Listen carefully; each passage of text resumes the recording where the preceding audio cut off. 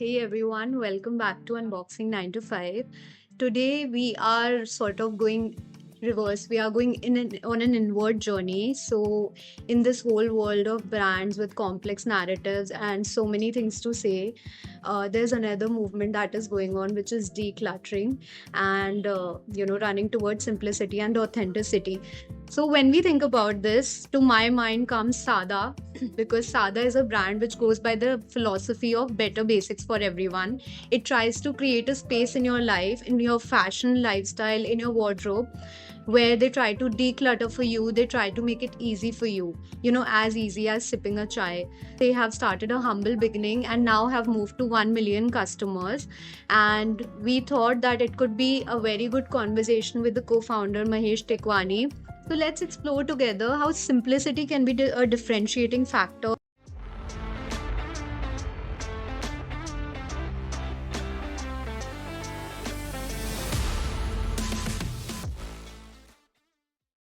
Hi Mahesh. Hi, Ritika. How are you feeling? Very, as usual. Yeah. So I've met Mahesh off camera, and so one of the interesting things about you is that I think you reflect your brand very well. This is, I think, a very rare thing I've noticed. And then when we had the discussion, I also felt there were so many interesting things that came up, which I really want to discuss today and share with the wider audience, which is, the whole element of the brand that is SAADAA, the simple elements of it, yet the strong brand loyalty that it creates. And also, how there's a unique tangent to that conversation about the counterintuitiveness of the brand. So that for the audience, I'd just like to tell everyone that is what we'll cover today. So Mahesh, before we move to the main segment, let's loosen things up a bit, of course, with our game of Never Have I Ever. So you know the rules. You just have to say I have not. And of course, you are free to share a quick, good story, a snackable story.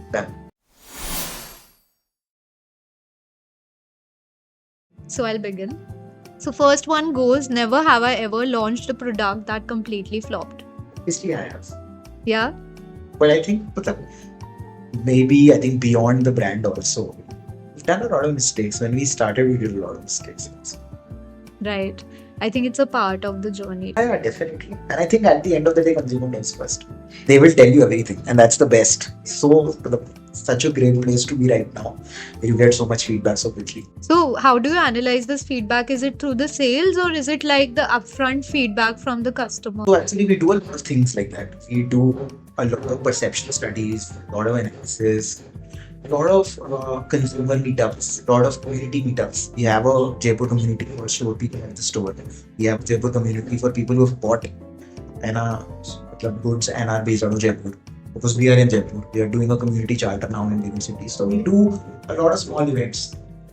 That's great, Mahesh. So next I want to ask you, never have I ever made a business decision based on my intuition. You have to. I think that's the job of trying to run a company. You make decisions when you have very limited information. Yeah, but has your intuition ever gone A wrong? lot of times. I think it's the way to look at it is very simple.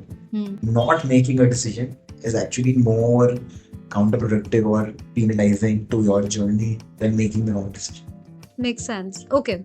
Never have I ever worn my own brand's clothing for an entire week. I have wanted way more Do you only wear SAADAA's wardrobe? most of the time. But I think for me, but I think for example, since we started, menswear started in October. A lot of clothes I wear are actually custom stitched for me. But these are all fabrics that have been developed in India. For example, what I'm wearing right now is again the same. Yeah, though this was a podcast direction too. No, but that is also the same. That's the shirt. The pink one. Yeah, that is also something that was in our research. Acha. Okay. Never have I ever been mistaken for a customer in my own store. Okay. But I think that's a good experience because you get a lot more authentic feedback. I think it could also be good if the representatives here sometimes try to not recognize you and just play with you. And they don't a lot of times. Yeah, really. If they're focused on the customer, I think we are very grateful for the team we have. They are very focused on the consumer. And that's the best part. That's a good KRA to keep. Never recognize the founder when there are customers around. That's not a bad idea actually. Okay. So great stuff here, Mahesh. So now let's discuss about things, which sort of really makes SAADAA what it is today. So firstly, I really want to understand this, and uh, this is something which is also maybe reflected through other brands which are in a similar space, because a lot of brands like this, not in the same industry but generally, are coming up right now, people trying to make it easier for you. And it's, brands which almost sort of feel like a revolution in some sense, like feel like a movement. So why do you think SAADAA is needed right now in India? Like, why now? Is it something which is like a rebellion against the whole clutter thing, or is it also affected by the post fashion changes after 2020? I think, to be honest, I don't even consider ourselves as fashion. Okay. That is a very clear outlook that we take. Right. Uh, I remember it that even in our brand perception study, the good finding was that 60% of people did not think something like us existed, which is very peculiar. So Yeah. 50% of the respondents said what we are trying to say, what we are trying to build is not, like, they are not able to find a competitor in their head. That just gives you some context. I was telling you the other day, the brand positioning of SAADAA is way too distinct. It's difficult, which is why I said brands in other industries, because I can hardly think of a brand in this industry which operates similarly. That there is a reason why we do it, because we do not consider ourselves as fashion at all, first and foremost. So whenever someone asks me what is, like, for example, we recently spoke to someone, what about, like, whenever someone calls us as part of the fashion industry, I tell them, fair, it's a very fair thought process, but we do not perceive ourselves as fashion at all. So what do you, if you had a chance to tag yourself as an industry? We'd still be a lifestyle brand, I think, Lifestyle. more than fashion. But I think all of these are labels made by you. So let's not get there. That's a very deep conversation and a longer conversation. But I think the larger perspective to why. Okay, let us, like, structure this into very simple elements. First and foremost, what is the problem? The problem statement that we feel, in share comes from a very similar background, is that life should be simple. There is no formula. Whatever we do, we try to make it complicated more than it is. Generally, our own biases, our own way to behave, and make things complicated. I think we live in one of the most peaceful times in the world has ever seen, right? If you look at what we face right now, is that I think everyone's extremely distracted, addicted, and we are in this crisis of identity as well as innovation. Let's be honest, beyond internet or beyond what might be the next huge innovation in the world is there. Most of the people are very distracted. There is a significant lack of identity, and people find it more difficult to be by themselves in the world right now. Yeah. For us, that lifestyle of being simple and living simply is being just more conscious, and it can be very subjective to everyone. So how this problem actually manifests in this world, and I think that because whatever I'm saying, it sounds great on a philosophical level, but practically don't understand that. And I think for us, it is very difficult to practically follow it. I think the right way to look at how it manifests in the world is you see products which are not really focused, where you're not focused on the product itself, but what it represents. Right? Everyone is playing the status game. And then beyond it, the larger perspective is that, things like quality and luxury are prevalent. You see a very income unequal society, and all of the, like, if you look at any brand that's been trying to be perceived as a high quality brand, they have to show access to that level of quality to really feel it. That is how behaviorally it manifests in the world. And if we look around us, that's what we are seeing. Yeah, it's also like the play on scarcity. Most of these things are actually, that's how it manifests. And this manifestation of the problem in the world is what we wanted to, debunk maybe in some capacity, or maybe try to just be against this thesis where we don't try to show it as, we don't see fashion or high quality being only accessible to a few people. This is virtually a community like Atom, right? It's a need, right? So that Wow, that is that's food for thought. so fundamentally the goal is to create a brand or create a movement where people understand that just by being conscious and being aware of what's important, I think you live a far more fulfilled life. So, Mahesh, this discussion we have had on a certain level off camera, and I really wanted to discuss this because it's a very interesting thing. Is the whole counterintuitiveness in terms of what you do and how you do it. So you told me that how SAADAA is a simple brand, right? But the counterintuitive part of it is how entrepreneurship is something which is totally complex. The decisions that you have made at SAADAA, whether it's like team building, inventory management, and then it's D2C sales as well. So, sure, a lot of chaos goes on there. So, tell us about that. Like, what have these decisions been like, the complex ones? Like, take us through that. The reason why I remember having that, like I remember the conversation we were referring to. So the right way to look at it is key. If you look at running a company, fundamentally it is all about. So the way we look at it is key. Right now we are at a junction where we have more than 150 people, and that what that means is that we are fundamentally uh, we cannot be personally involved everywhere. And that what that means is that the line the statement that I keep on telling my team is now we are more than a company. We are custodians of the consumer's trust somewhere because there is, I think, a psychological threshold to how many people you can know or remember, and I think that's 150 only. So now we're kind of crossing that inflection point. The complicated part about D2C primarily is that while it's a hyper competitive space, right? There is no barrier to entry to start a D2C brand or to start a consumer. The way to distribute is very common. Everyone is competing for the same time on Instagram for you to be distributed. There are newer channels, but yeah. And for you to deliver an exceptional consumer experience or for the customer to have that exceptional experience, because the standards are set by the Amazon and Zomatos of the world, right? And the customer has the same level of expectation from you with respect to whether you're a smaller brand. And I think even having the expectation that the customer should not have those high standards is not correct from a business perspective. So for you to deliver that, it is so many moving parts. Yeah.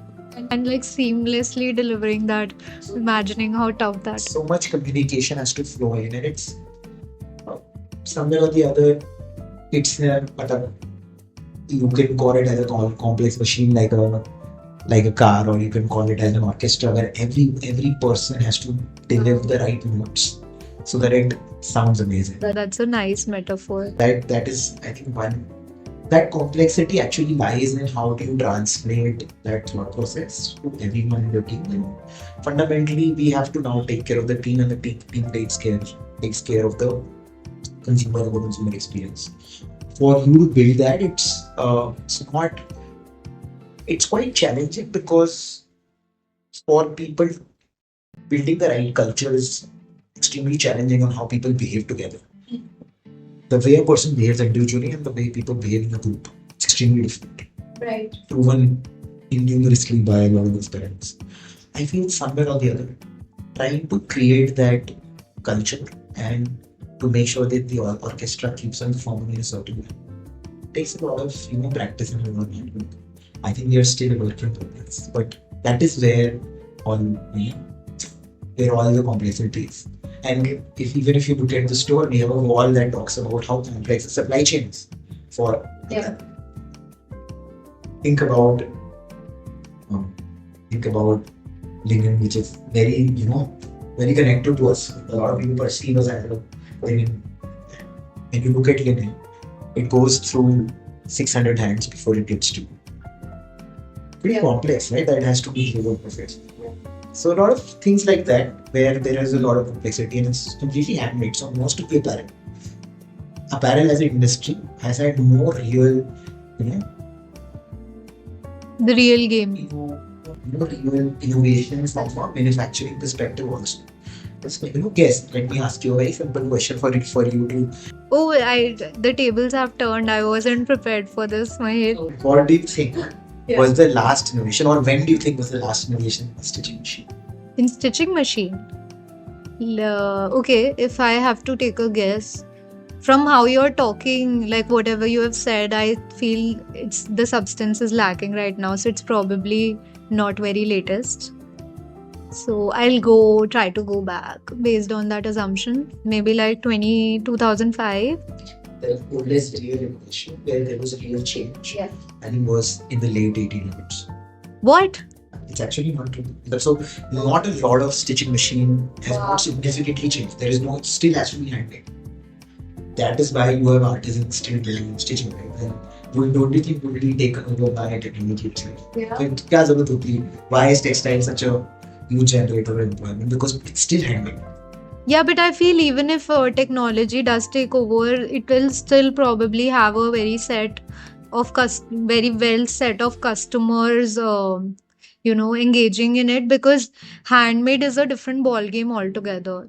Brands also play on the whole aspect of labor, the craftsmanship, the whole storytelling of our brand. How you are telling, SAADAA goes through a set number of people when it's manufactured and all that creates a rich story or rich history to the brand, which probably tech cannot do, right? Not, but then you are right. But then you have to realize that most of the industries that we see have been disrupted significantly by technology.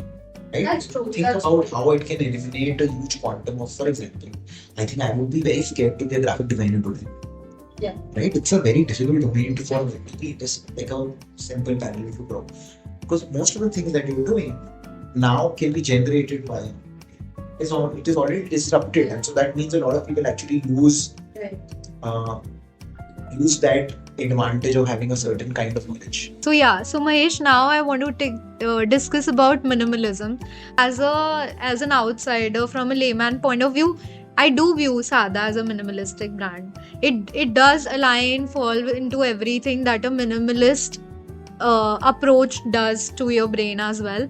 So here I want to talk about the irony that goes on behind my brain when I think about SAADAA. So minimalism is often also risked to be perceived as boring, which it could be. But when I think about SAADAA, I feel it's emotionally rich. So this is the irony, but for me it is difficult to understand how are you designing like simplicity with such soul. So how do you inject depth into something which is by nature simple? So the reason why we don't pure play call us as a minimalist brand is because of understanding that minimalism is more or less trying to, where less is more. Like trying to define minimalism, less is more and there is a lot of context and a lot of similarity. The way we think about simplicity in general is that first and foremost it's a very subjective and personal concept. Right? If you see how you live life, it is very personal to you. Most of the things you experience, you only understand what you experience. Somewhere or the other, you don't understand that. But when you ask profound questions about your life, so how did we, for example, me and AK we were discussing it over coffee and what we were, how did we get to this conclusion that life is simple and we make it simple, we make it complicated. Anyone telling you life is simple is somewhere or the other not giving you the right context. Okay. It's because when we think about anything that gives life meaning or what is important to us, like asking such profound questions, what is important to you, what brings you joy, you realize a lot of the things that we're doing today or a lot of our behavior is not focused towards that question. That question is mostly ignored. Like what is important to you? You mean like we set out time to actually introspect, but then we are not living the... We don't introspect at all is the first place. That's a separate problem. Think about it this way, that the way we think about, if I had to identify simplicity as an emotion, it would be gratitude. Because of how you think about it when you live your life. If you think about what's important to you, every study, everywhere, if you look at, irrespective of where you go to, one of the best corollaries to draw is कि आप कहीं पे भी जाओगे, आप सबसे खराब जगह चले जाओ travel करने, but when you travel with the right people, it's amazing. Agree. Yeah. But if you go to even of the most beautiful places, if you go to a place like Dallas, if you go to, let's say Morocco, beautiful places to go to. But then if you're not traveling or not having that connect with the right people, a lot of times that journey becomes devoid of that kind of emotion. So for us, I think the foremost activity to make to give more depth to the brand was trying to one bring a lot of gratitude towards where how we exist, whether it is via the subliminal aspects of it. For example, our gratitude towards nature is that whatever we can, it's not plastic perspective, we try to do without, you know, it's another big gratitude because anyone who's trusting us with their money, we try to do as much as possible. Just think about that. That is No, everything you're saying is making sense. It's just like my thoughts put to word.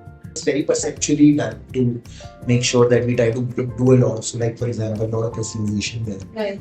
So that is what brings that kind of emotion to the brand.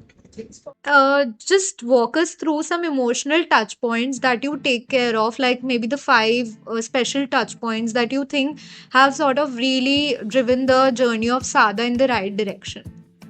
Yeah. So you mean emotional touch points from a consumer standpoint. Yes, from the standpoint of how for me to sit back and just look at SAADAA, it becomes very clear that you are selling clarity. Like for me to go through maybe your website or Instagram or maybe yes, yeah, through any funnel, I can understand that it's selling more than clothes. Before we do that, I Yeah. can do a small thought experiment. Okay. Yeah. You said that before you met us or before you met me, you had a strong brand perception. Yes. So I want you to first define that brand perception. So Wow, again you turn the tables now. tell you how you got there. I'll give you the right, because I think that will become a very interesting thought experiment for everyone to understand. You thought that because I think we would be doing something or the other for you to think that, right? Right. Okay, I'll walk you through that. Okay, I'll try to gather some things. So yeah, so for example, I'll tell you everything that's coming to my head. I have looked at the store every time I've drove by from here. So the store gives me a very simple, not a complex picture, a very simple picture in the sense that it looks again minimalist. Sorry to use that word. And you know, the ambience, the colors, everything gives me a perception that okay, it's a very simple thing, right? Like if I'll walk into it, I'll probably not feel confused. And then whenever I look at the collection, of course the collection in itself is a strong testament because it again it has like a good play of colors, but also not all the color palette. It has colors which make you feel like more toned, more composed. Yeah, exactly, more calm in terms of your thought process. Like I never see like something like which is bright neon, something radiant. I see cool colors. That's another thing. When I look at the Instagram, I think it's like you know, every reel I come across, everything I come across, like no one's trying to be complex or no one's trying to, you know, do a typical hook, which I see a lot for other brands. It's like simple things like, you know, someone will walk you through a simple fit, how you can wear it in different ways, or you talking about the brand's fabric elements, the nuances of it. That's another thing. And then, you know, I think one very, very strong reason I had this perception is wow, I think I'm thinking about this the first time in the sense that what caused it, and it sort of is making a little bit of more sense. But yeah, one very strong element is the taglines. So your tagline Raho Sada Pehno Sada, which is also I noticed in all your LinkedIn profiles. So before I even saw what the brand does, which I, you know, eventually sort of dug deeper when I was meeting you or when we were shooting the podcast, I was always looking at these taglines, which probably and better basics for everyone, which was giving me a subconscious reaction towards the brand. These are for me. Have I partially answered your question? Exactly, Ramon. That's the purpose of the thought experiment. Wow. Like it starts. Yeah, this is why I love thought experiments for real. But yeah, so these are the things, but I want you to draw a clearer conclusion in terms of it. So the first and foremost thing that we do is that the brand's name was the name SAADAA in itself actually communicates a lot of things. I think somewhere or the other when someone understands what SAADAA means simple. Like, you know, if you look at the behavior of, say for example, आप कहीं भी जाओगे बोलोगे सादा पानी पिला दो, सादा चाय देना, मतलब बहुत आपके बिहेवियर में होता है कि मुझे ये खाना है तो ये सादा देना. you somewhere or the other, I think subconsciously people understand it means that it is very neutral or simple. In word. Yeah. So that way, the first and foremost, I think premises touch point is the brand name itself. And then I think if you look at the way even our tagline is, it says Raho Sada first before Pehno Sada, and that's intentional. Because it's about living life simply before you wear it. Think about it this way. There is a reason why Raho Sada is before Pehno Sada. That's very interesting. Like, because you guys are prioritizing your ecosystem of simplicity before your products. The long-term vision. So that is the key goal, is that you live life simply first. It's about Sada Jeevan more than the product. Right. The product is like a translation or a way to propagate that thought process. This is the way to think. Third aspect is very, very, we've already touch based on all of our communication is about 2 to 3 things. One is most of the people who are on the face of the brand are either people who are actual customers, team members, or anyone who wants to do that. So if anyone is watching wants to become a part of that community or wants to be representing, we have a program like that for people to just apply that, and just we want to show real life situations and real scenarios with real faces without trying to make it very fashion. Because I think everyone is trying to, the moment we try to switch to being more professional with respect to the models we do, etc., that actually I think takes away from the authenticity of the brand. So that is a very conscious choice. We don't intentionally try. We try as much as possible to have all kinds of body types, all types of face, all types of skin tones, so that we represent the two society. It's not about trying to bifurcate by showing a certain kind of image. Right.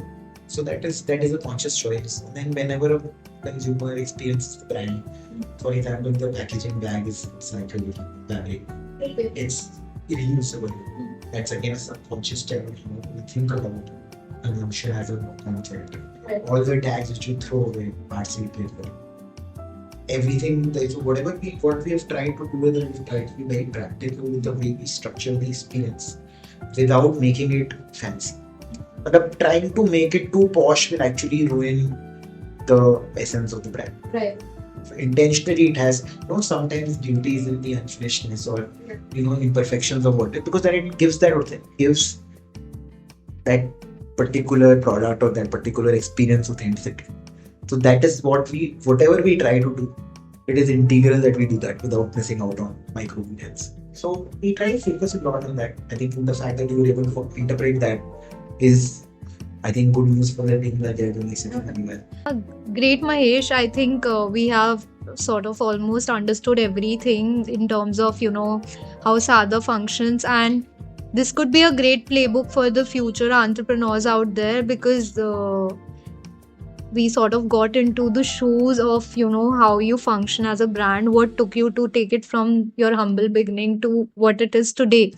So thank you so much for being here and sharing so many rich insights with us. I'm truly grateful for that. I think this conversation has been more philosophical than I think. Which was the intent actually. It was the intent. I think people want to hear such stories more, like from a more human lens than, a technical lens of sorts. Yeah. I think people are still going to ask you, what is the actionable element to go? No, I'm sure there are so many actionable insights out of it. You are just being too modest, I feel. Yeah. To our listeners, in a world full of noise, learn from brands which go behind their passion and simplicity and create something outstanding. Follow more stories of such brands which are reshaping the world with Unboxing 9 to 5.